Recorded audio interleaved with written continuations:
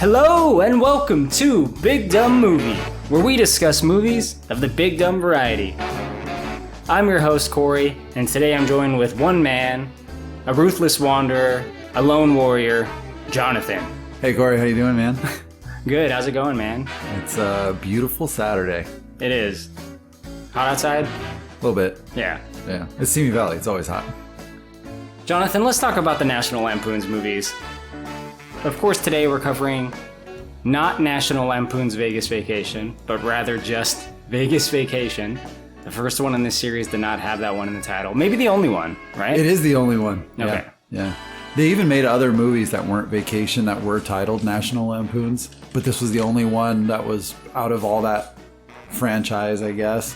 Yeah, they had a bunch of have movies. National Lampoon's. That was a magazine, that's my understanding, right? Yes. So it was like an edgy magazine, and then somehow It was like Mad TV or Mad Magazine before. Yeah, I don't know. They had stories in them, and I think the first Vacation movie, National Lampoon's Vacation, the '83 film, was based on a John Hughes short story, right? That's what I read. Yeah. So, I mean, I don't know. And then he wrote a full accurate. script eventually. And that's a movie you've seen, right? Like, you're familiar with this franchise. Absolutely. Absolutely. Yeah, I love the first one. I mean, that's classic movie right there. So, the first Vacation movie, National Lampoon's Vacation, rated R film. Like you said, a classic, pretty well beloved. Yeah. Written by John Hughes, big name. Yep. Directed by Harold Ramis, big name. Egon. Yep. 93% critic score on Rotten Tomatoes. I believe it, 100%. That actually, one other fact about that. So that movie had a $15 million budget in '83. Do you know how much it made in box office? No, how much? $61 million for 1983. Fuck. For a totally different kind of film. Like there wasn't really anything else out there at the time that was like that. See, I'm not that familiar with the Vacation movies outside of Vegas Vacation, so I'm kind of defer to you on some of this. So that one, you can kind of refresh my memory. As far as I remember it, I saw it once as a kid. The only thing I remember from it are Beverly D'Angelo's tits. But they want to go to Six Flags, Magic Mountain, right? Yeah, they called it Wally World. And it's like a family man that he's borderline retarded. I don't know, man. I don't know how he came up with this character, but also anything that could go wrong for this guy will go wrong. So it's that kind of 80s John Hughes, planes, trains, automobiles kind of thing. Yeah, and that same exact character, Chevy Chase has kept that character really well through all the different Vacation movies, which was pretty good. And same with Beverly D'Angelo. She did a really good job just every time nailing that same character. And the kids always change, right? The kids were different every movie. I mean, do they grow up at a correct rate? How old? No. It was in 1983, they were I don't know, 13, 14 years old, something like that maybe. But then in this one, in Vegas Vacation, which is how many years later? Another 15 years later, and they're still 18, 19 years old. I see. So they didn't age enough as much as they should have. No, not in the correct time lapse. So after National Lampoon's Vacation was such a big hit, they did a sequel, the obligatory sequel 2 years later, 1985. This one was rated PG-13. This was European Vacation. It got a 36% on Rotten Tomatoes critic score. But this one also had some big names. John Hughes did write it. And it was directed by Amy Heckerling, she's a pretty well-renowned director. She did Clueless and the Look Who's Talking movies, which were pretty big hits. Yeah. That one you said is bad, though. You told me about that earlier. I've honestly never really been able to watch the whole thing. So it's that bad? Yeah. I think the problem is I've watched the first one, I've watched Christmas Vacation, and I've watched Vegas Vacation. And then you try to hold all those movies to the same level of standard, and the European Vacation one is just garbage compared to the others. It kind of like this redheaded stepchild of the series, even compared to Vegas Vacation. The adopted redheaded stepchild. He's adopted and a stepchild. Yeah, and redheaded. Yeah. This kid's now going nowhere in life. Nowhere. So, European Vacation, I haven't seen it. I never really gave it a fair shake. There's also Christmas Vacation. So this one came out, I didn't write down the year. I'll assume a couple years later. PG-13 as well. I want to say that one was like early 90s. Okay. Right around there. 66% on Rotten Tomatoes. Also written by John Hughes. New director, Jeremy Chechik, he directed some other pretty decent movies. Benny and June is the one I know him from personally. Great movie. So that one I've seen most of. It wasn't really my jam, but so you have an attachment to it though, right? Yeah, and for the record, 1989 was Christmas Vacation. Fair enough. That movie has been one that my family has watched year in and year out for around Christmas time. Every single year. It's kind of just become one of those traditions. Everybody enjoys it. We enjoy quoting it. We enjoy the same stupid lines and the same stupid Clark Griswold. It's just become a tradition, and it's probably my most enjoyable film out of the whole series. Okay. So I should probably give that one another chance. Like I said, I've seen like most of it, but I don't know. I think I got to give it the full, like maybe during Christmas time when the mood is right and the festivities are in the air. Yeah, for sure. I mean, I could even watch that movie any time of the year. It doesn't matter to me, but it's a little different around Christmas time. And you just have to go into it with the same perspective of the other National Lampoon's movies. It's campy. It's, real cheesy jokes, a lot of dad jokes, those caliber of jokes. But even still, like those up until Vegas Vacation, didn't they all have like a slight edge to them? Like Vegas Vacation is very safe compared to those ones. Like I remember the one joke I remember from Christmas Vacation is he's like cutting down a huge tree or something, and some like guy's like, "Hey Grandpa, what are you doing with that tree?" or something, and he goes like, "Bend over and I'll show you," or something. Yeah, definitely some adult oriented jokes. I think all the National Lampoons are going to be like that. So this one doesn't qualify because this is not a National Lampoon's. This is just Vegas Vacation. This one came out much later, 1997. Yeah. So they kept it going. This one's directed by Steven Kessler. Not very many credits to this man's name. He doesn't even have a Wikipedia link. So I guess he kind of fell off. But I think Vegas Vacation is a competently made movie. And I'm going to say this before I start bashing it, which I probably will do inevitably, that I do like Vegas Vacation. Like, I like it, but it's also kind of bad. Like, it's not a great movie, but I enjoy it. It seems to be a trend that we actually like bad movies. Sometimes, yeah. I mean, I love Congo, but like... Congo is way better than this, and I did not like Congo at all. That's always my go-to example. But in a lot of ways, I have a fondness for Vegas Vacation. Even though it's like not necessarily good or funny, it remains watchable to me. So Vegas Vacation is the one we're going to talk about. I say we go into the movie. Why don't you take it off? Like, it kicks off with Clark Griswold driving like a lunatic. You can tell he has something on his mind, and he's looking at a pamphlet. He's like running over people's lawns and almost killing kids. Yeah, definitely. I think this was like right at the beginning of like the large SUV era, Yeah. He was driving a brand new like Ford Expedition or something. That was like one of the biggest SUVs you could get at the time. And he's just driving so erratic, like running past stop signs, up on the sidewalk, dodging light poles, kids on their rollerblades out there. Like, it's just unbelievable that he even made it home. But he's staring at a Las Vegas brochure. Like, you can tell all he has on his mind is Vegas. I mean, he even pulls in the driveway so hot that he skids across the driveway to park, That's pretty unbelievable. That's a good observation. Yeah. And then he was also singing Beach Boys as well. The house that he pulled into at the beginning of that movie and parked is the same exact house from Christmas Vacation.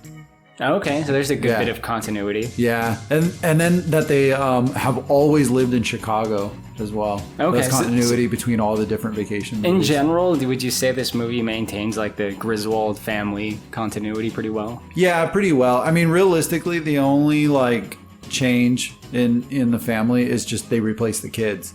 Aside from that, family members are the same characters or same actors throughout all 4 different movies. So that's really the only change. And so he comes home to his family and he says, all right, we're going on another vacation. I assume all the vacation movies start this way. I have no idea. But like, we're going to do it again, guys. We're up and at it. He said, we're going to Las Vegas. And the family's a little reluctant, but, they agree. One of the things that sticks out to me most about the beginning is when they get on the plane. Because, like, it's not just them, like, let's go to Vegas. So then they're in Vegas. Like, it shows them on the actual plane. Yeah. He tries to fuck on the plane, does he not? He tries to fuck. Yeah. Like, he asks Ellen if she wants to join the Mile High Club. And so anyways, so she goes back to the restroom and he has to go meet her there. And totally in Clark Griswold fashion, he opens the first door to the restroom and obviously there's a fucking kid in there, like you couldn't get away with that these days. He doesn't just open and look in. Like he enters and then the door closes. Yeah. And then after like a second, the kid leaves. Like we don't know what happened in that 1 second. Dude, like how do you not know? Like that thing is like 3 foot by 3 foot maximum. Like if he walked in there, like that kid's face was in his crotch, like, oops, like how do you not see this kid in there? He does find Ellen though. And they try to get it on, but it's clear that you can't do that in those bathrooms. Those bathrooms are fucking small. Yeah, dude, there's no way. I mean, unless you're like, 2 anorexic people in that bathroom, like there's no way you have enough space to do anything. And somehow, and I've never really understood how this happens, she gets her foot in the toilet. Yeah. So he tries to like fish her out and like they have all that like blue shit, like that, like cleansing shit that is in there instead of water on like his hand. Yeah. And when they get to Vegas, I mean, which we'll talk about a little bit more, but like I do appreciate the joke when like he goes up to Julia Sweeney at the front desk. And she's like, she like notices his hand has all the blue shit. And he's like, oh, that's a birthmark. Yeah, I mean, that's total Clark Griswold jokes, man. I mean, that type of line is like fluid between all the different movies for sure. That same exact kind of humor, like total smartass. And when they are gawking at Vegas, when they get in their limo and it's just like showing all of Vegas, there's like a few movies like this where you see a scene like this. Yeah, typical. You're like driving down the strip because they've never been there before, and just looking at all the lights and wow, it's amazing.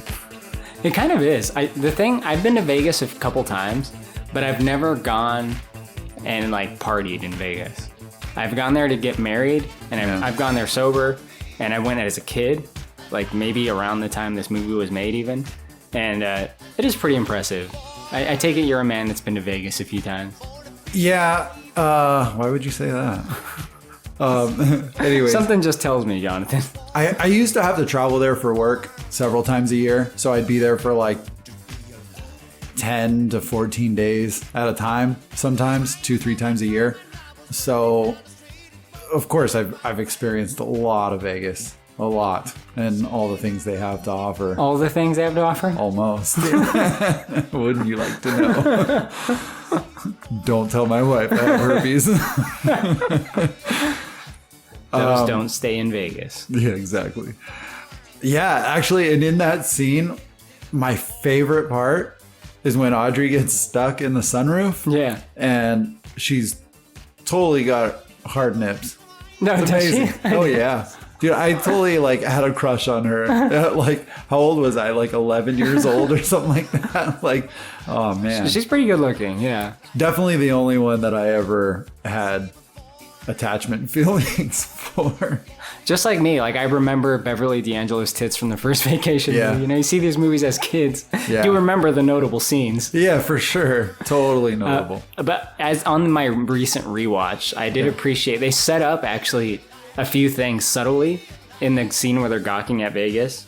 Yeah. A taxi drives by and it has Club Areola on the top of it, and you see Cousin Vicky in the sign. Yeah. So that's set up there. Yeah. Isn't it funny that it's like a, I mean, they are referencing Club Areola as a strip club, but it's really not. It is just not. But the word areola, come on. This movie is rated PG. I know. It's unbelievable. It's so funny. We can talk about it now. It doesn't really matter what order we go in, but when they go to the strip club later on, like it's clearly just like a regular nightclub with some go-go dancers. Yeah. But like it's set up like Cousin Vicky is this like big time stripper, and she's on a pole just like flailing her arm around in circles. It's so fucking stupid. Like she's like doing an arm windmill or something. Yeah, she is not a good dancer at all. She is not. And she's like on their billboards. Like she's she's the face of Club Areola. Yeah. So one of the other things they set up in that scene was there's a sign that says "Win 4 cars." I didn't even catch that. In neon lights. I didn't catch that. Specifically, win 4 cars, which Rusty does later, obviously. Yeah, definitely. The setup that I caught was Ellen seeing the Wayne Newton ad. Yeah. That setup, like you could literally like see her panties get wet in that moment because she was like staring at Wayne Newton. It was just like, oh god. Dude, this is why we need a woman on the podcast. I would really like to know if Wayne Newton is attractive. Dude, I sincerely would. How could you have Rob Schneider's twin brother like be attractive? Like Deuce Bigelow, you mean? Oh my god, yeah, dude, twins. The hair. Yeah, they could totally match each other.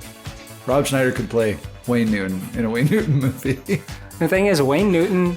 I was thinking about this too. I never considered this as a kid. So he plays himself in this movie, and he plays kind of a fucking slime ball. Yeah. So like. Think about it. You're like a famous guy already. You don't necessarily need to be in Vegas Vacation. I mean, it definitely was not a good script. So he agreed to be in this movie, but like, don't you think it puts him in a negative light? Kind of, but it was kind of a play on things because he was actually happily married at the time too. But I think he was living in Vegas and doing Vegas shows at the time. Yeah, he had a show. So who cares? It was free promotion, That's a good point. Realistically, like this movie, my first note on the movie almost is that, or from the point where they start driving up the strip, is like, this is a Vegas ad. This whole movie was made to promote Vegas. And I wonder if there was some kind of like economic downturn at the time in Vegas, like things were a little slow or something like that. And that this was like somebody's idea of bringing some big stars and Vegas, like nostalgia to the screen, and like, hey, let's advertise Vegas more. That's a good point. You're probably absolutely right about that, actually. So they do arrive in their hotel in Vegas. Where are they staying? Mirage, yeah, beautiful hotel. It's awesome. If you've never been there, it's really cool. It's nice to stay there. They got a killer brunch buffet. Who's advertising Vegas now? Hey, dude.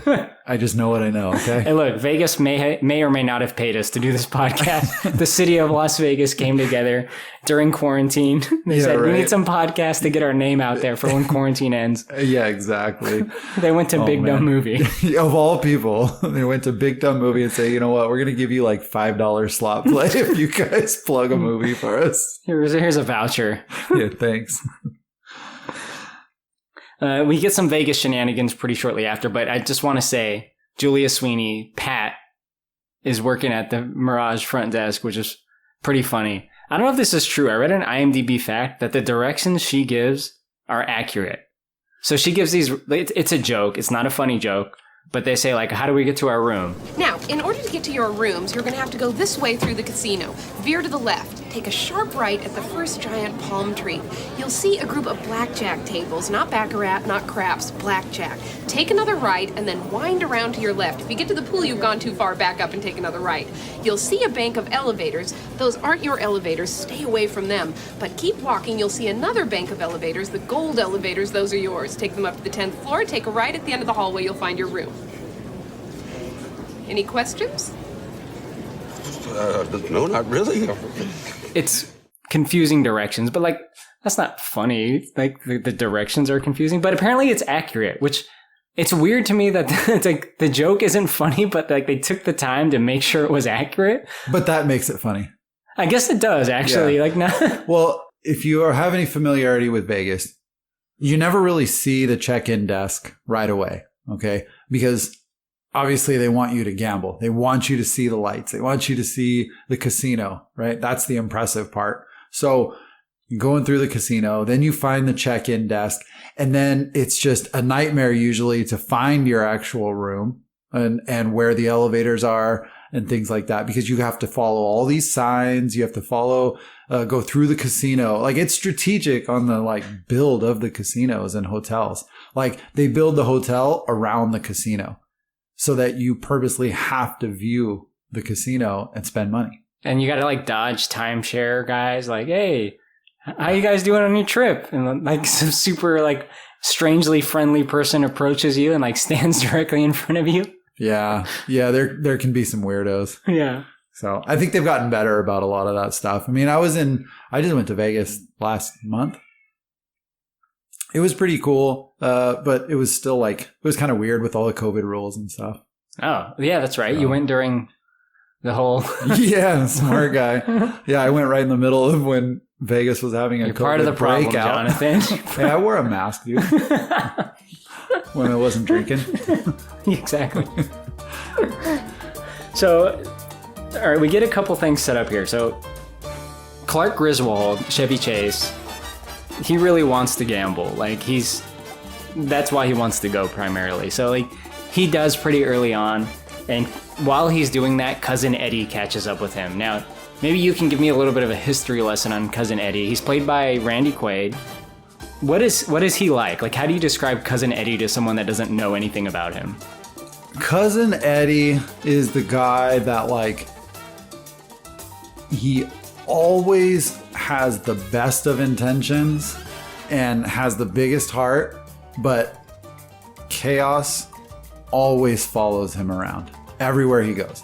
He, like, I mean, just weird stuff, man. Like, I think he's kind of an alcoholic. And he's missing part of his skull and has like a metal plate in his head. He's sold a kidney or two or he's three. I don't know. Very greasy white trash guy. 110% greasy white trash. Like, he probably showers once a week. Probably has never been to the dentist.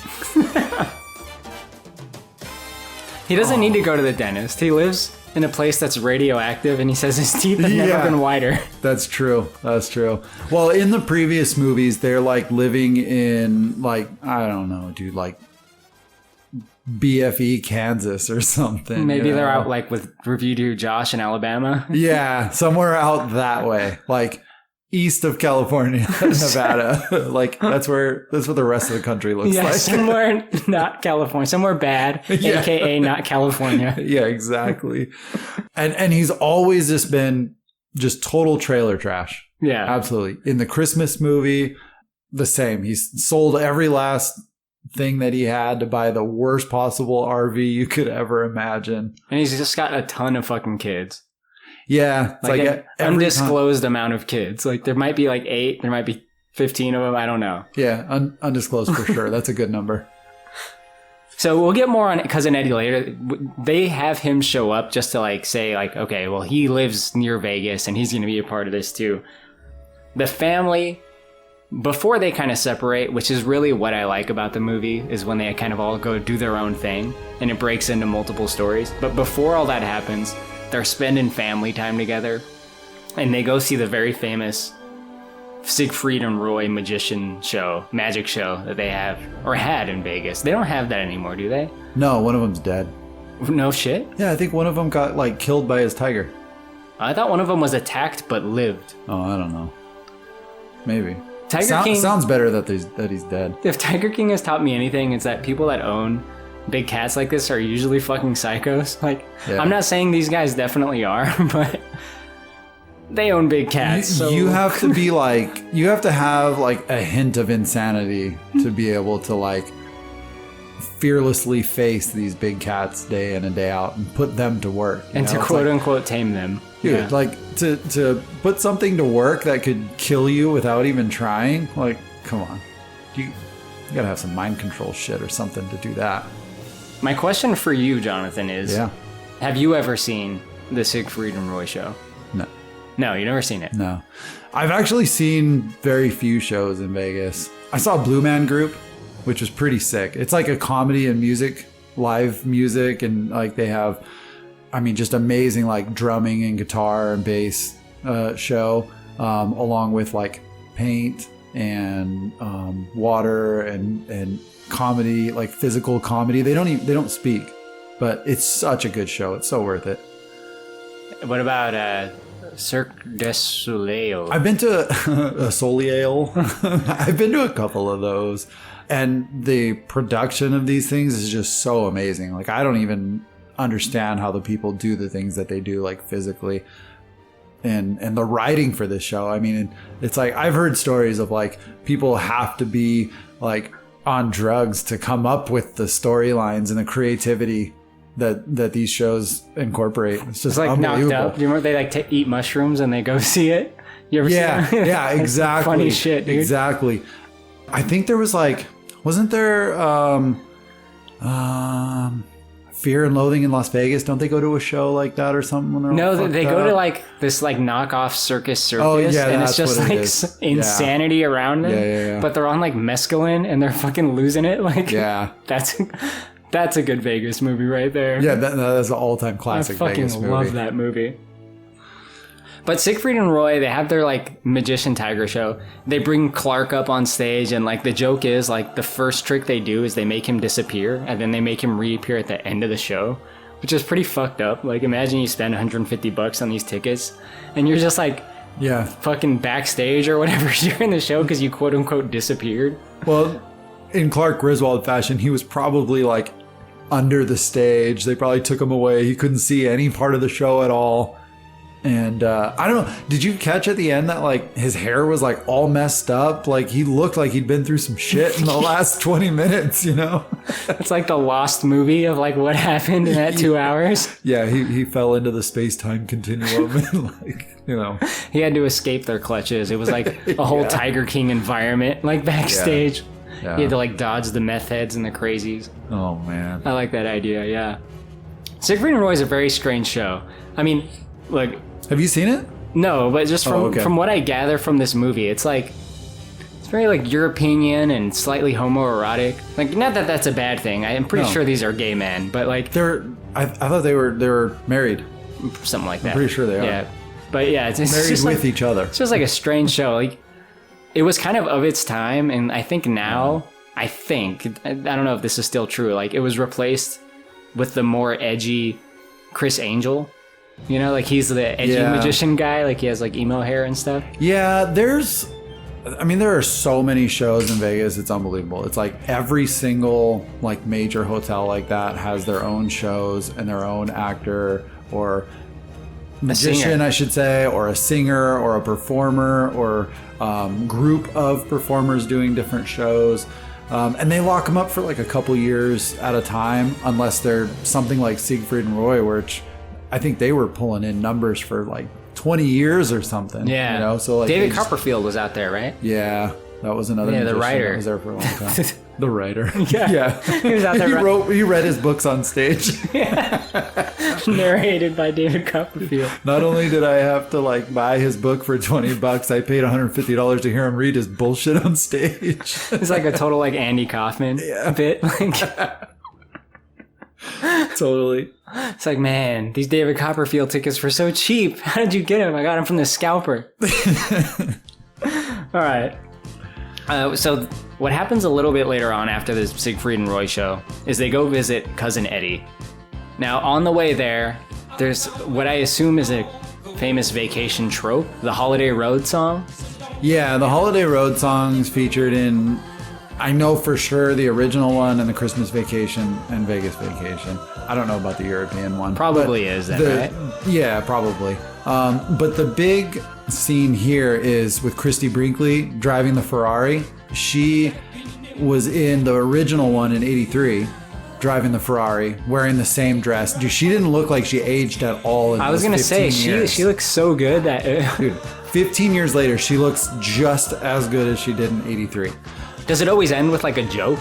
Like, because it looks like she's flirting with Clark, but then in this movie it ends with like a joke, like, but I have a baby. Yeah, well, on the original one, so they were like passing each other up on the road, right? And like kind of flirting a little bit and like looking at each other and glances and stuff. And then they actually talk to each other at the bar. They end up staying at the same hotel and they're talking to each other at the bar. And he like tries to play off this whole thing like, oh, I actually own all these hotels and I go out and stay at them to make sure that, like, you know, that the quality's good and blah, blah, blah. What movie is that bullshit. in? That's in the original Vacation one. Oh, okay. And so he's just totally bullshitting her, trying to impress her, right?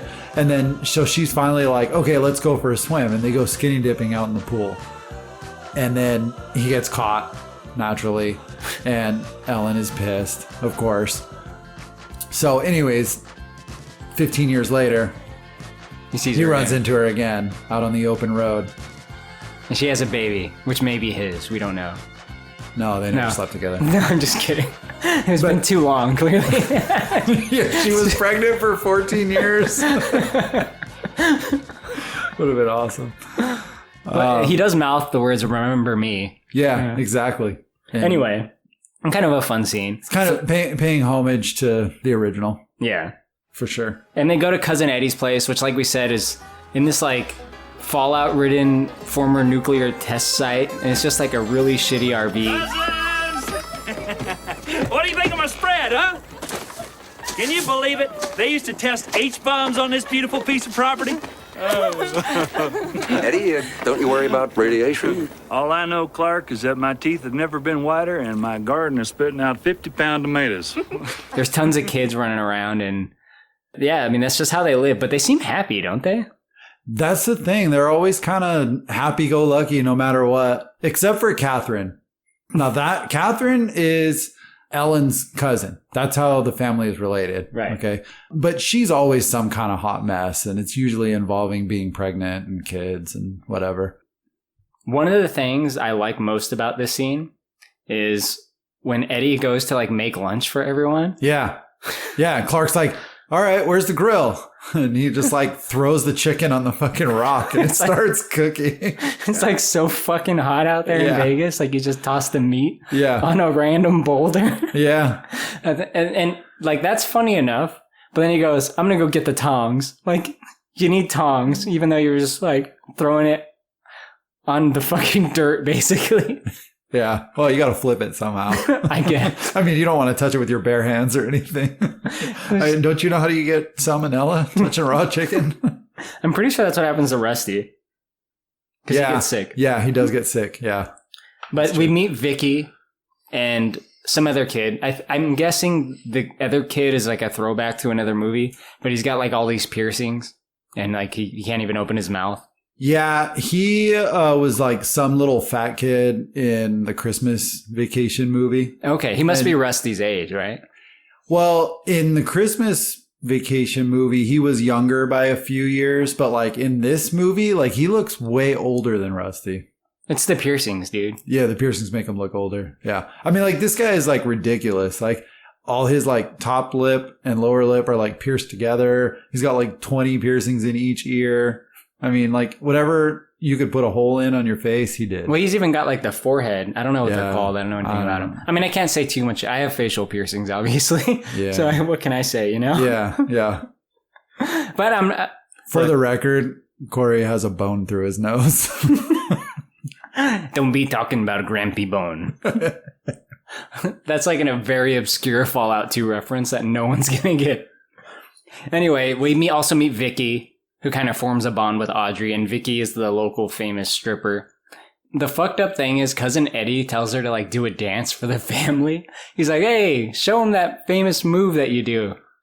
And it's not a really good move. It's just awkward. Yeah. But like the fact that they have a pole on the yard, like there's nothing there structural wise, like anywhere except for the trailer. And then somehow they've got this random pole. Yeah. They've erected a pole for her practice. Yeah. But it's like not even the size of a stripper pole. It's like the size of like a fence post. Like it's pretty big. Yeah, they're probably like their tetherball court or whatever. Yeah. The family gets together, Cousin Eddie and his wife Catherine and the Griswolds. They go to the Hoover Dam. I'm going to be completely honest. I fucking hate everything about this scene. What about you? The best part about this scene is Eddie walking around with his fishing pole and a couple of tall cans of Busch Light. Like going to the That is the dam. best thing about it. Welcome, everyone. I am your damn guide, Arnie. Now, I'm about to take you through a fully functioning power plant. So please, no one wander off the damn tour. And please take all the damn pictures you want. Now, are there any damn questions? Yeah, we're gonna get some damn bait. Eddie, Yeah, and then he makes some kind of a reference about catching a puffer fish. This tour gets better every week. Fishing's been better, though. Yeah. Remember when I had puffer fish? Yeah, he And I'm does. like, what the fuck? You can't catch a puffer fish at the Hoover Dam. Like, first of all, that's a saltwater fish, and you're over here. Like, and then you can't fish You would in the think- Colorado River. You would think he'd know about fishing. Like, he seems like the kind of guy, like, maybe that's something he'd know about. I think he knows a lot more about bush life than he does about fishing. Because that's the only thing he drinks throughout the entire movie is Busch Light. It's another ad, yeah. Yeah, for sure. You And can- they're all like strategically placed label side out.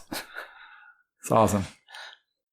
Like, it's weird to have, like, the character like Cousin Eddie promote something. Because, you know, you usually have someone promote something like, you want to be like this guy and drink the same thing. Like Marky Mark in Yeah. the Transformers movie. Like, he drinks a Bud Light and then, like, smashes it. Yeah. Because, you know, he's supposed to be cool. But you Yeah. got, like, Cousin Eddie, who's, like, this greasy fucking dude.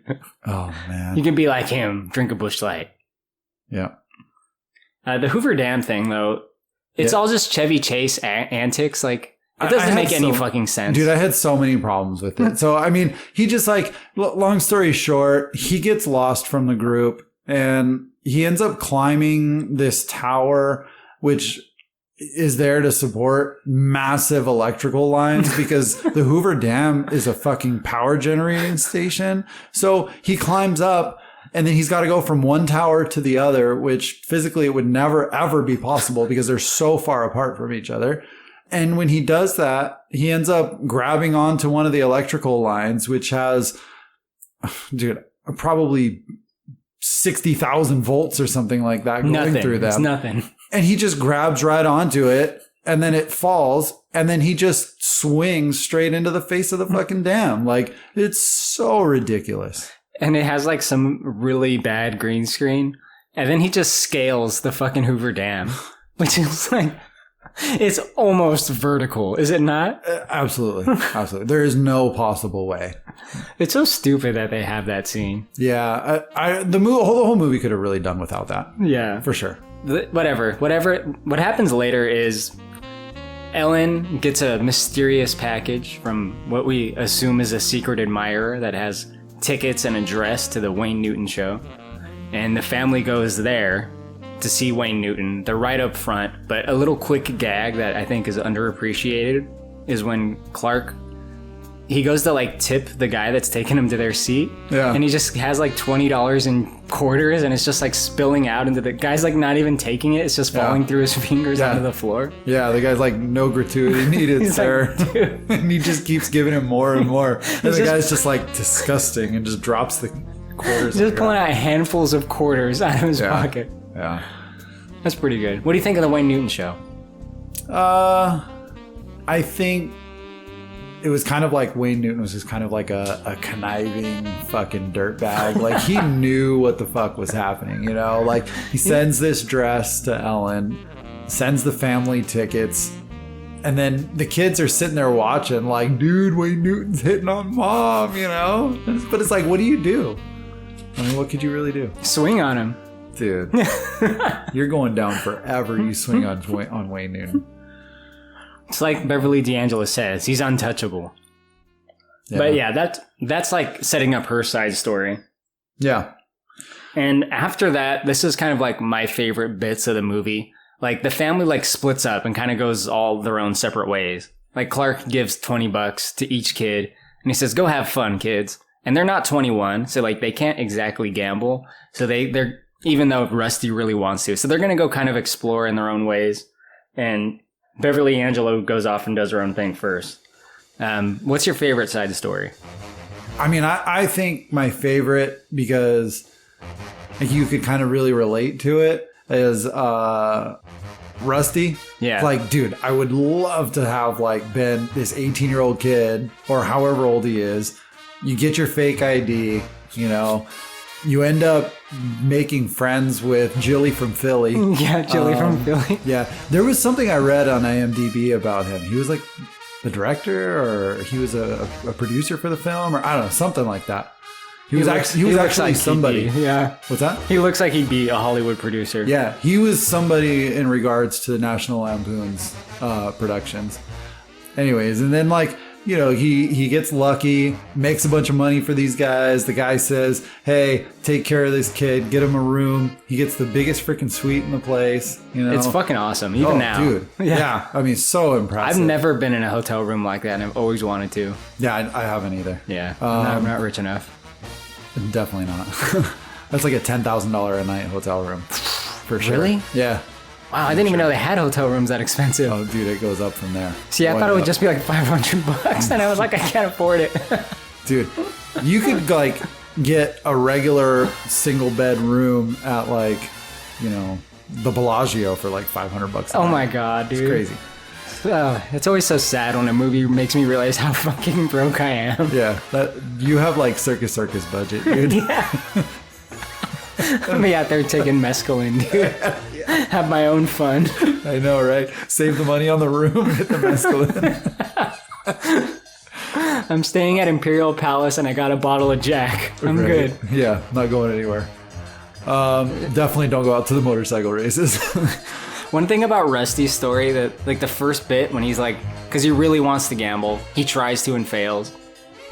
He sees a guy on the street that's just like your typical like Vegas or Hollywood Boulevard guy, just like selling maps to the stars or whatever the fuck he's doing. Right. Total like car salesman shyster guy. Except he's like out of the 40s or something for some reason. Yeah, yeah, exactly. He's like, hey, why the long face, pally? Yeah.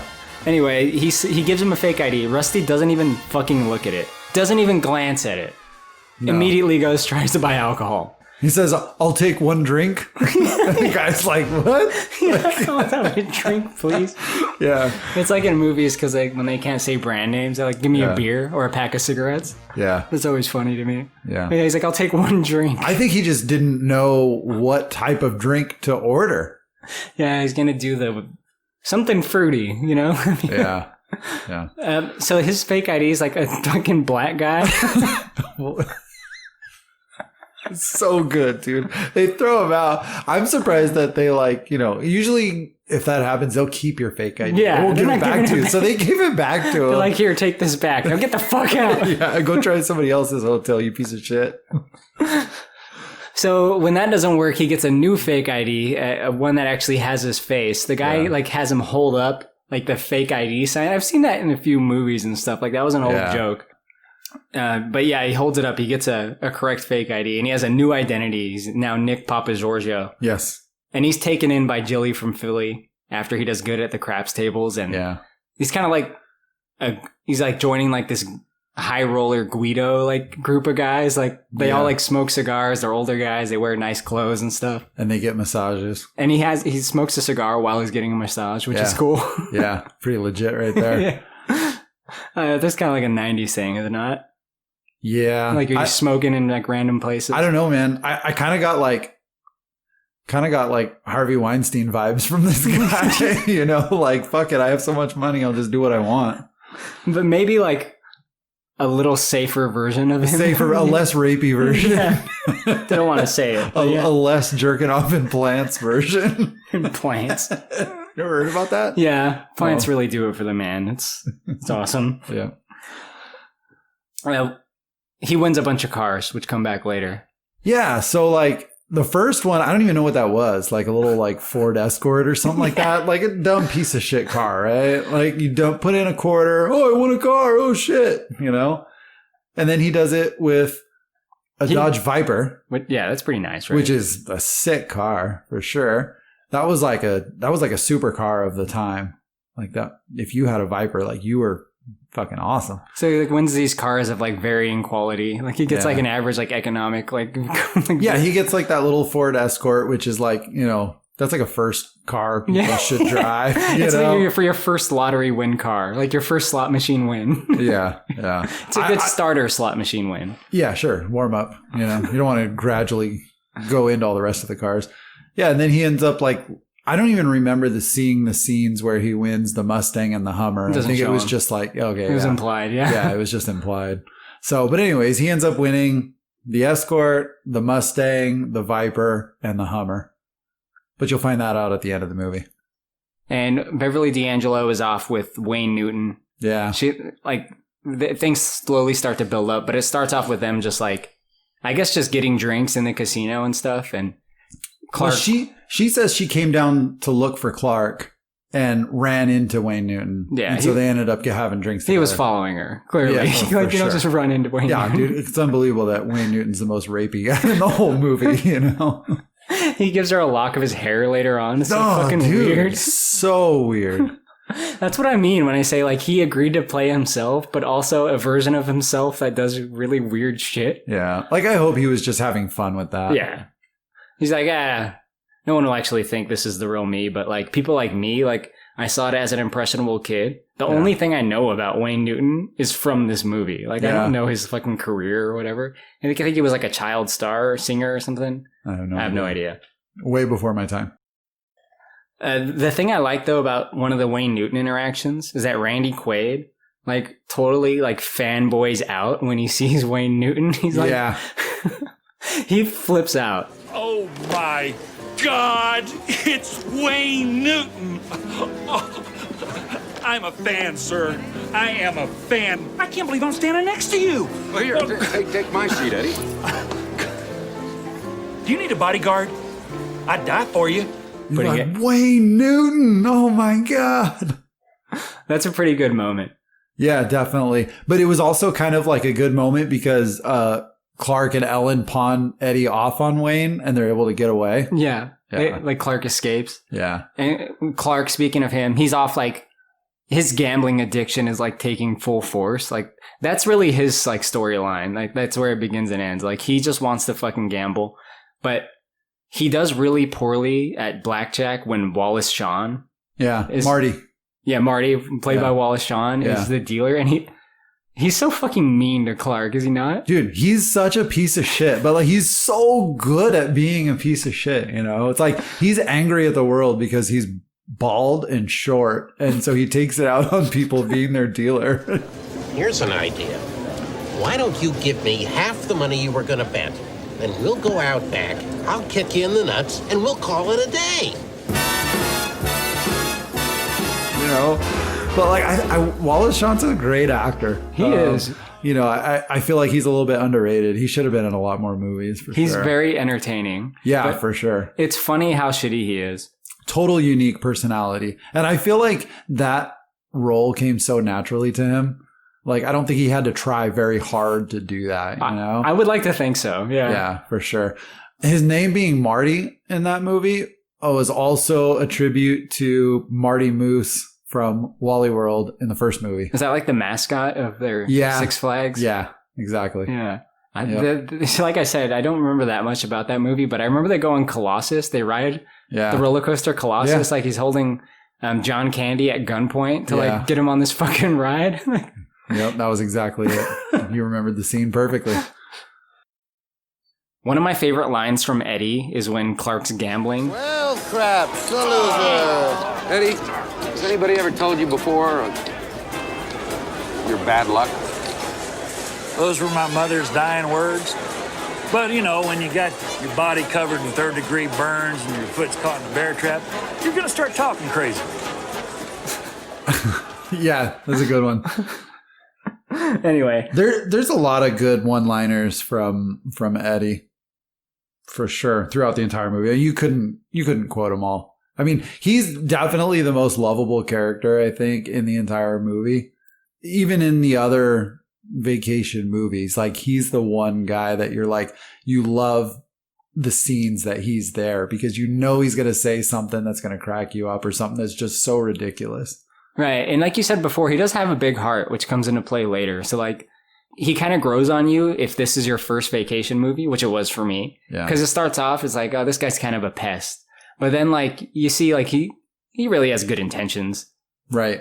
And that's that same true storyline for all the other movies as well. Nice. Yeah, for sure. Audrey is off with her cousin Vicky, And they're like, for no reason at all, they hang out with like a weird Beatles cover band that like have almost no lines, but they're just there awkwardly. But basically all her friends are like strippers, right? I don't know if they're all strippers, but she says they're all Vegas performers. I think it's implied. I don't know. There a few of the friends, they sure didn't look like they were going to be strippers. I mean, like, I wouldn't pay money to go see Beatles stripping. Like, you know what I mean? No, I mean, like, I don't think the guys are. oh, Like the other chicks. yeah. There's like the I'm chick sure in like they're- the cat costume and stuff. Like the Yeah, 60s. I'm sure they're all dancers. Yeah. Yeah, for sure. They like to be called dancers, not strippers. Okay, fair enough. Yeah, exactly. And Get your proper vernacular going. I know, right? Okay. We have a big stripper audience here at Big Dumb Movie. Our Showgirls episode really reeled them in, you know? Oh, yeah. Yeah, definitely. She doesn't have a lot to do in the movie, Audrey. So her thing is like, I've never really cut loose. So here in Vegas, I'm going to start dancing with my cousin Vicky. And she like starts to like dress sexy and stuff. Yeah, they take her to like this like stripper boutique to get some clothes. Now, aren't you a little slice of pie? Are you thinking of dancing, honey? No. You've got a body for it, though. I do? Thanks. Well, if you're thinking about it, do it while you're young and foolish. Well, actually, I'm going to go to college in the fall, but I'm hoping to do some volunteer work this summer. Our prime years are few and fast. Woulda, coulda, shoulda. Helen, show this girl something with a heel. Definitely not something that you would wear unless you really wanted to be known as a dancer. She looked good to me. Yeah. I mean, definitely worth $20, that's for sure. There was one scene where Eddie was with Clark while he was gambling. Clark was playing 3 hands of blackjack against Marty at a time, right? And so, and he's betting pretty high. Like, I want to say he's betting like 25 or $50 a hand, playing 3 hands at a time. He loses like, I don't know, $3,600 or $5,000 or something like that. And the line that Eddie says is, I ain't seen a beating like that since somebody stuck a banana in my pants and turned a monkey loose. like, dude, he just like comes up with good lines like that all the time. That is a good moment, actually. Yeah, for sure. I do appreciate that. You know, like, wow, Clark, you're such a piece of shit. Like, you're so bad at fucking poker, man. Blackjack, but like, I'm sorry, blackjack. Are you good at blackjack? No, I don't do cards, man. Okay. I'm awful. I don't understand that fucking game, man. Yeah. I mean, I understand them. I understand the concept, but there's like... Me too. I just don't understand how to win. Yeah. That's what I mean when I say that. Yeah. That's a whole different story. I mean, there's so many ins and outs and what have yous that... There's a lot of... I hope you get that reference. Yeah, I do. Okay, good. I hope our listeners do. I'm not going to say the name of the movie. Yeah, me either. But we know what we're talking about, okay? She kidnapped herself, man. So good. Where's the fucking money? Anyways. What Clark does, though, he's on a mission to beat Wallace Shawn at blackjack. Like, he wants nothing more than to just, like, dominate this guy. But he gets worked, man. He loses all their money, basically. He says the number. I think it's $22,600. Eddie, I've gambled away more money than you'll ever understand. Try me. $22,600. Oh, God! Oh, God! Oh, my God! Oh, God! Eddie! Oh, my God! Please. Clark. I don't know what I want to tell Ellen. I mean... He loses all of the family's money playing blackjack. He's awful. He's a total gambling addict, at least in this movie. I assume in other movies he has other vices that pop up. Is that a recurring thing? In the first movie, they definitely there's a scene where he runs out of cash at some point and then he needs to cash a check. The guy was like, I can't cash the check unless you're staying here at our hotel.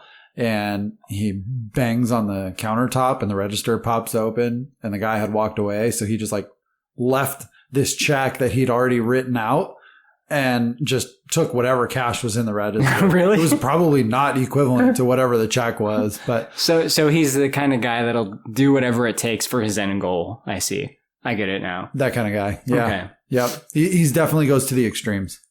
That's for sure. After all the family has kind of like flourished in their own way in Vegas, they meet up again, and Clark is like down and out, and he's kind of like, I think he's desperate to get his family back together because like he's completely failed at his other quest of like beating Wallace Shawn at cards. But for reasons I don't fully understand, the family just basically tells him to fuck off, right? Well, I'll give you some perspective. So he basically, now that he had no more money to gamble, he all of a sudden has this revelation that they should be spending family time together. And now Ellen's like, okay, well, you want to spend time with me now that you're done gambling, you can go fuck off, you know? Yeah. So that's what she was really pissed about. Like, she was pissed at the addiction and the neglect and said, forget it. I'm going to go do my own thing. Her outfit during that scene is like insane. She's wearing this. Did you see what it said on her chest? A Wayniac? Yeah. Wayniac. She has like a Wayne Newton costume that she's wearing that says Wayniac. Yeah. It's crazy. It's so ridiculous. Yeah. And her chest was very out. It was. He's like covering it. Yeah, it's funny. Clark's like holding his hand above her chest. So in Clark's desperation, he turns to Cousin Eddie, who is always willing to lend a helping hand. And Cousin Eddie takes him out for lunch at a $1.49 buffet. Oh, yeah. Yep, the $1.49 buffet, man. That's high quality right there. Eddie, thanks for buying me dinner. Best $1.49 buffet in town, Clark. Clark, this is all you can eat. We only need one plate. Oh, yeah, okay. I went to one buffet in Vegas, and it was really nice, and it was awesome. Have you ever been to a buffet like this? Fuck no. No. Dude, the disgust on your face, Jonathan. Oh, dude. I mean, it's hideous. I mean, you go in there. This is the kind of buffet that it was like, it's like they made their spaghetti with like dog food or something, you know? And it's like, they have this like massive tray of yellow shit and they have this massive tray of blue shit.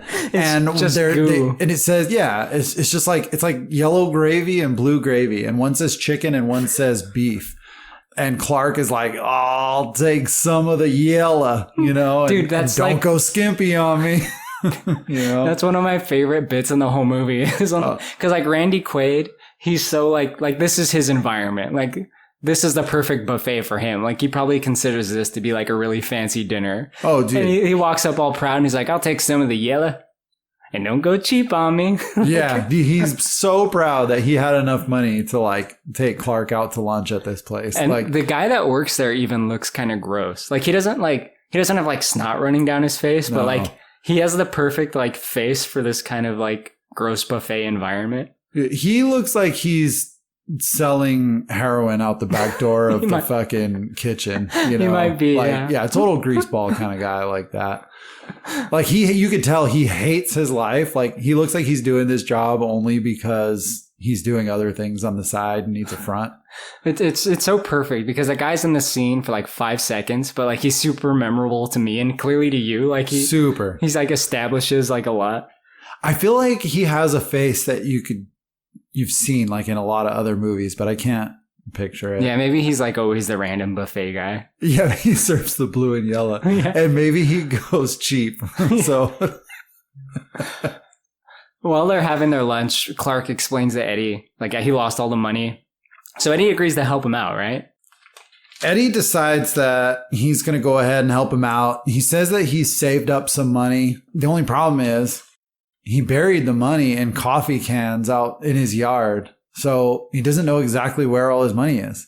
So they have to go all the way out to Eddie's place and dig up all the money. So they find like a coffee can here, another can over here. And I don't know, what do they get? Like $150 or something, like, maybe? Yeah, probably. Like, one of them has like $6. Like, yeah, you don't even need to bury it at that point, right? I know. Just leave it on a rock with like another rock on top of it. Like, you know, go back and get it later. No, that's where they cook, on the rocks. Yeah, right.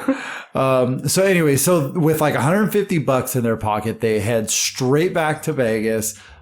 Clark says something to the tune of like needing to go to a different kind of casino, and Eddie knows where to take him.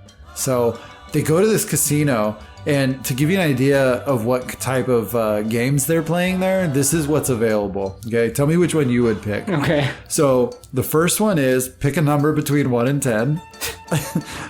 War, if you've ever played that with cards. Oh, sure. I'm pretty sure me and you have played that. Probably. Rock, paper, scissors. Of course. For some reason, they called it rock, scissor, paper, or some stupid order. Like, that's They can't even get the right order. Awful. Flip a coin and call it. Heads or tails. And guess which hand. Yeah. Pick a hand that the chip is in, right? Yeah, exactly. Clark fucking fails at every one of these stupid fucking games, too. It's horrible. I've been in casinos like this, I feel. Like, these are like the random as fuck casinos, you know? Like, Yeah. Yeah, these are like the little ones that are like, oh man, it's got to be like attached to like Pat's Diner or something like that. You know? But, like, not these games, obviously. Like, these are not real casino games, but that's obviously the joke. Right. Now, I have a question for you, because it brings me back every time. Have you ever seen the parody movie Mafia? No. Okay. So you remember like in the 90s, and I guess even before, when there were all those parody movies coming out of like, of everything? Anything, like obviously, you know, Spaceballs and the Mel Brooks ones and stuff, but... Right. But there was a mob parody movie, which was like a parody of The Godfather, Goodfellas, Casino, like it was like all of them. Okay. And I fucking loved that movie when I was a kid. Yeah, it came out in 90. I thought it was so funny. It's probably not. It's probably awful, but they do the same joke in there. Like, they have like these fucking games that are just designed to rip you off. So, like, pick a number between 1 and 10. Yeah. And like the guy says the number, and the guy's like, "No, it was a 9." Yeah. It's more obvious in that movie that it's designed to scam you. But to answer your original question, I'd go with the 50-50 coin flip game for sure. Yeah, I think your odds are best on that for sure. Yeah. I don't know what the payout's like, but that's probably what I'd pick. It's probably a 2-to-1. 2-to-1 odds. Fair enough. Yeah. That casino is fucking stupid, though. Actually, with that one, it's probably a 0.5-to-1. That's probably what they would pay out. But he even fails at that shit. Yeah, dude, that whole $150 that he found, like, that was gone in, like, I don't know, 5 minutes, 10 minutes maybe. And Eddie tries to tell him, like, hey, maybe you better, you know, take it easy. And I think at this point he has, like, the authentic realization that maybe he was faking earlier. He realizes to himself and says aloud to Eddie, like, "It's not about the money. It's just about being with my family. I don't care how much money we have." Without my family, there is no Clark Griswold. We could go into business for ourselves. We can raise more snakes, maybe even open up our own petting zoo. Yeah, that's what we could do. And we can have a lot of happy, wonderful times ahead of us, Clark. We'll get your money back. Eddie, I'm not worried about my money. I don't care if I ever get my money back. I gotta get my family back. What about my money? You stay here. I'll be right back. Yeah. I mean, obviously you need enough to get home, but... Yeah, well, considering he cashed in his plane tickets, yeah, he's fucked. But this moment is actually true for all the other movies too. Like, he has this like self-revelation that like family is what's most important, and somehow he always forgets that. It goes back into perspective, and then he does whatever he has to do as a dad and a husband and a family man to make shit right and take care of his family. I see. So it's a vacation movie trope. I didn't know that. Yeah, like something always gets fucked up, and then Clark has to fix it, because usually he's the one that caused the problem. Right. Yeah. That makes sense. That seems true to his character, at least the way he is in this movie. Yeah, and you can see that when you watch the other ones too, for sure. The way he goes about this, he hijacks like a Vegas tour bus, drives it into fucking Wayne Newton's house. Now, I'm not talking into his lawn, into his driveway. He drives it into his fucking house. He just like crashes in. Yeah, somehow conveniently he knows exactly which room Wayne and Ellen are in eating pasta, and he crashes through the room into the house, and he's still covered in dirt from digging up all the money at Eddie's house, and like pasta goes flying. Ellen's got it all over her dress because she decided to wear that same dress for the second night in a row without it getting washed. Disgusting. Pasta, she's like wearing pasta like half the time after that. Yeah, she's got like, that's a real spaghetti strap. Jesus. Stupid. Speaking of dad jokes. The movie's full of them. So they reconnect, and basically Wayne Newton pisses off. And they're on a mission to get the kids back together. Right. So they find Rusty first. And he's in like some like hoity-toity, like fancy rich guy high roller party. He's just surrounded by women.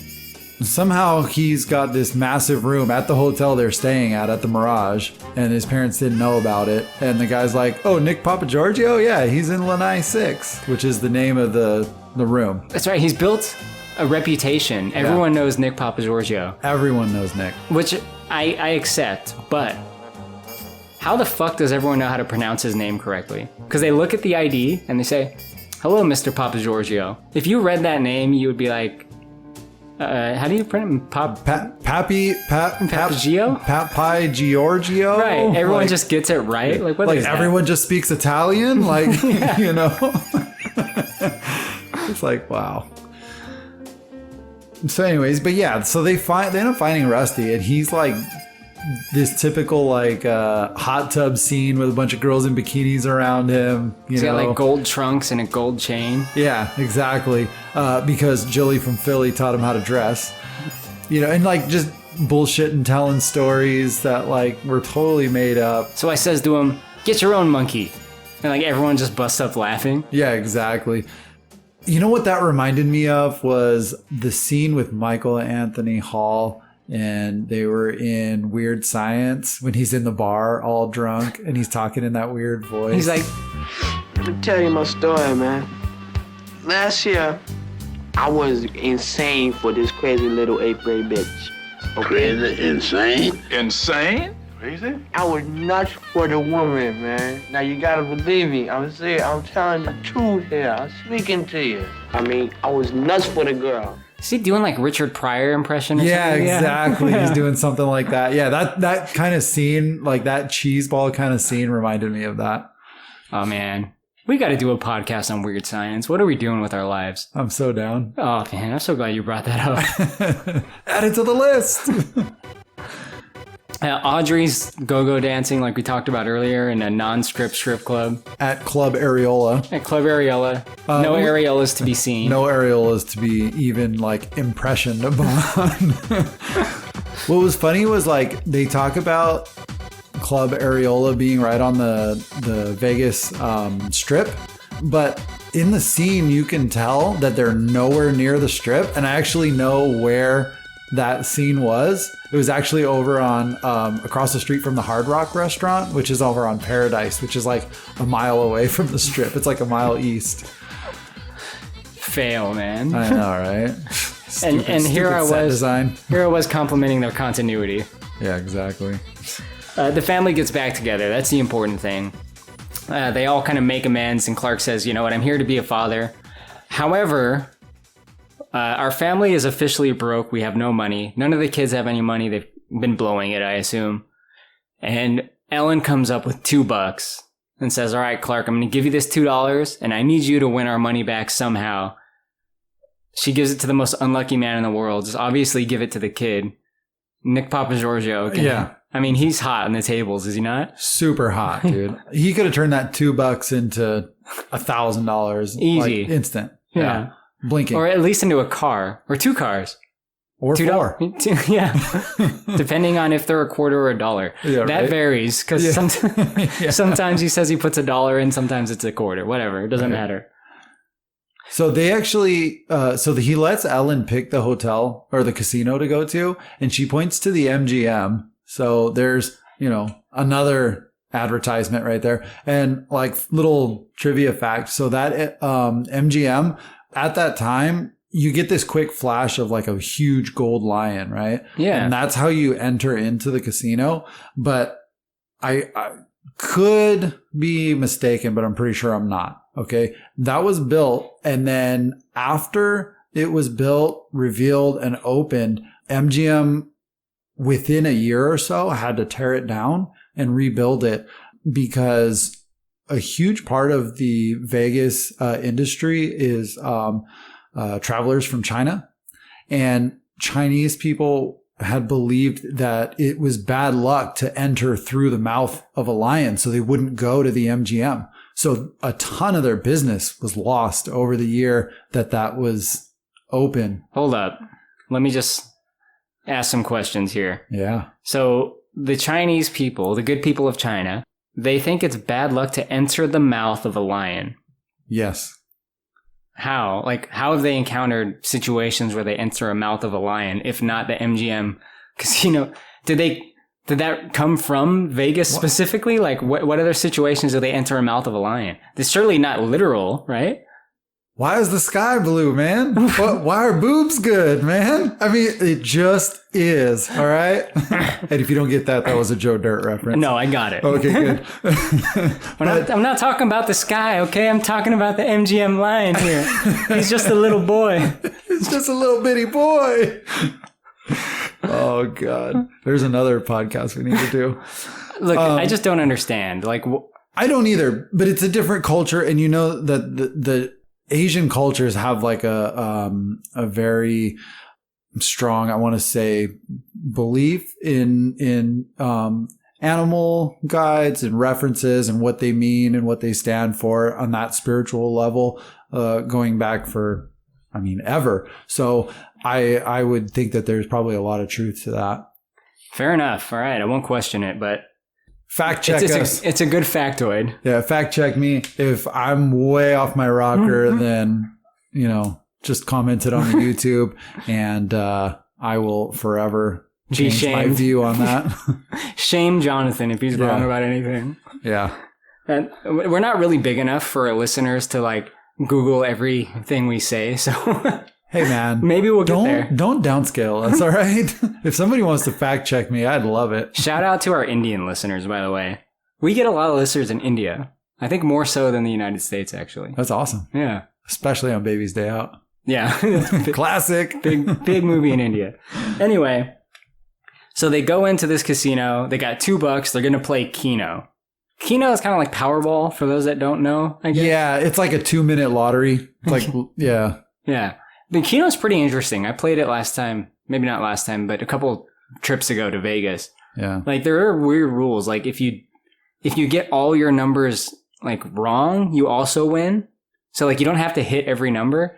You can also not hit every number. Or you can, like, not hit 3/4 of the numbers. Or there's like a little list of rules they give you. It's pretty, I don't know. It's kind of fun to sit down and play casino if you don't want to run around, but you still want to gamble. I think like every place has their own like house rules when it comes to that.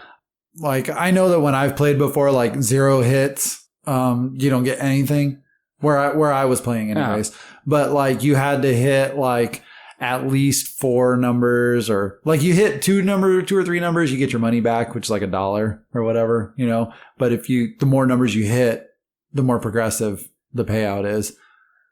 You remember Keno from Teenage Mutant Ninja Turtles 2, The Secret of the Ooze? I remember the name.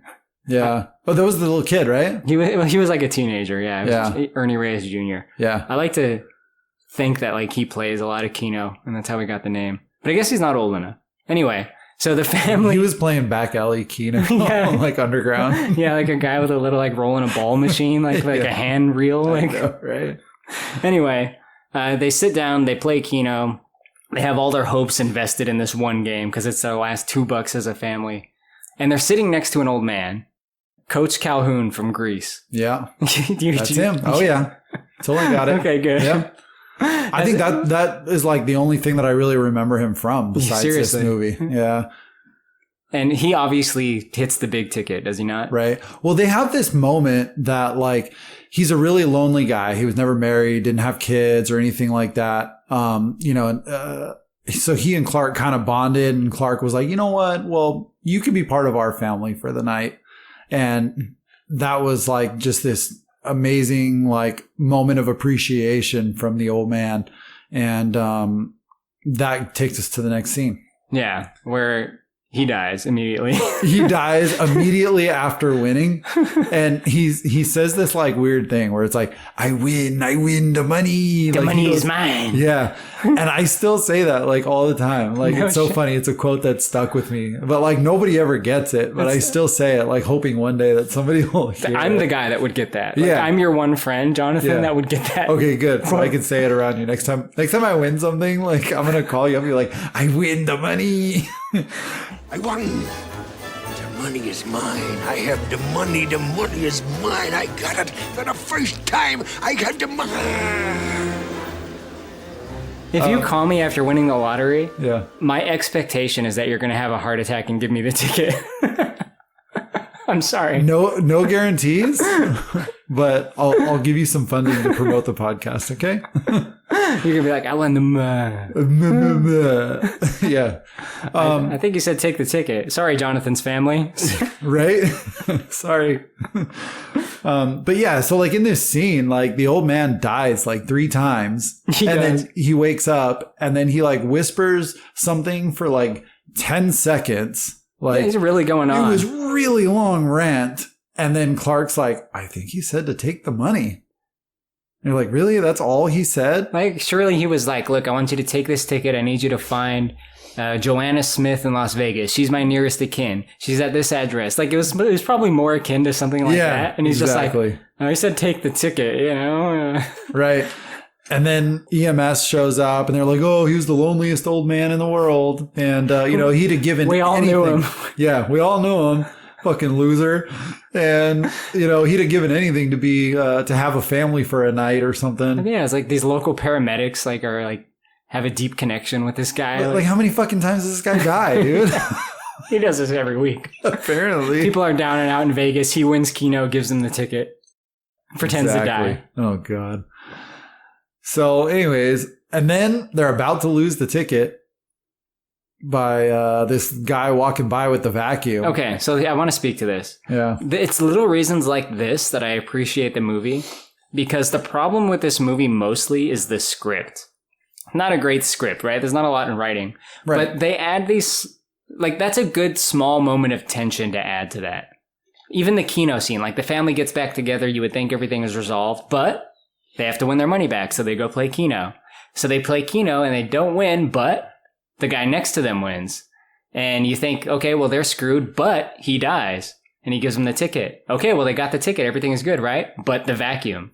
So it's good to have these little, like, bits in there. Like I said, the script isn't great, Yeah. but that's a compliment to the direction and a little bit to the script as well. Yeah, totally. I agree with you. Even that exact like movement where he like sticks his toe out, puts it on the ticket and drags it closer to himself. Like that's still something that I even do like at home when the opportunity arises. Man, I swear to God, you and me have the weirdest shit from movies that sticks in our mind. Yeah. Seriously. It's unbelievable. So much of the music in this movie, yeah, like I remember I was in, one time when I was in rehab, one of the scenes from this movie was just playing in the background, and it was the guy that sells the fake ID, and he goes, don't they know what it's like to be a boy on the town when he's in love? And he starts singing, and I started singing along with him, and everyone just looked at me and said, how many fucking times have you seen this movie? And I was like, dude, when I watch a movie, I watch the fuck out of it. Right. Yeah. You find something that's good, man. You just keep enjoying it Or many something times. that's subpar, and for some reason I like. Yeah, which tends to be most of the movies I like. At least the ones I podcast on. Yeah, definitely. So the family has all their money. They're going to drive back to Chicago. One big thing right before that, Clark and Ellen go to the famous little chapel in Vegas and renew their wedding vows, That's which was right. one of the big events that was supposed to happen for this whole trip. They talked about it in the very first scene. He said that they're going to renew their vows, but she had not accepted. Yeah. While they're going through all their family bullshit. There's a good moment. This sticks out with me, and I think of it whenever I see the rice at wedding. Yeah. The kid with all the piercings just takes a handful of rice and just throws it as hard as he can in Clark's face. Total, like, just fastball of rice right to his face. Like, such a dickhead. It's so unnecessary. But I feel like that would be something fun to do, though. Like, I would love to just throw a handful of uncooked rice in somebody's face, like point blank. Where else would you get the opportunity? So good. It's classic. At the very end, before they go home, Rusty reveals the 4 cars that we talked about earlier. So he got them. He won these cars in false pretense, like illegally. He's not old enough to gamble, but they keep the cars and they drive home to Chicago in them. Vegas to Chicago. Gonna be a good trip. It's a long drive. That's a long drive. I mean, it's long enough for us. Yeah, it's long enough to drive the, 5 hours to get there if you don't stop? Yeah. 4.5 if you don't stop? Shit, last time I went, I did the flight. I did the 1 hour flight. Dude, it's so nice. It's so much easier. When you fly from Burbank to Vegas, like by the time you get, your complimentary drink or whatever, and you get up to elevation, you're already descending again. They're so like, nice. All right, hurry up and, slam your drink because we need to collect the trash already. Yeah, you don't even get to listen to a full podcast. No, it's like 45 minutes, I think. Yeah, it's awesome. One thing, the last thing about the movie before the credits roll, they're driving on the highway and they do a little car stunt for some reason. Yeah, the little crisscross from like the first lane to second lane. I have no idea why they did that. There's no reference to that in any of the other movies. It's just kind of ridiculous. It's just a little spark that they wanted to add at the end, I guess. It doesn't even look like it was real driving though either. You know what? I agree. It didn't look real, but I'm pretty sure it had to have been real. Like, yeah. If it was 1997 CGI, it would have been way obvious, I think. Yeah, but it was just so fast. Oh, you know what? It's probably sped up. I don't know for sure, but Yeah. No, that would make sense. Yeah. Anyway, that's Vegas Vacation. Any final thoughts before we go into ratings? No. All right, well then let's go right into ratings. Jonathan, on any rating scale you want, what's it going to be, Vegas Vacation? I'm going to give this movie 1 out of 2 hard Audrey nipples. It's a bad movie, so it's down 1 nipple, but it's a good movie, so it's up 1.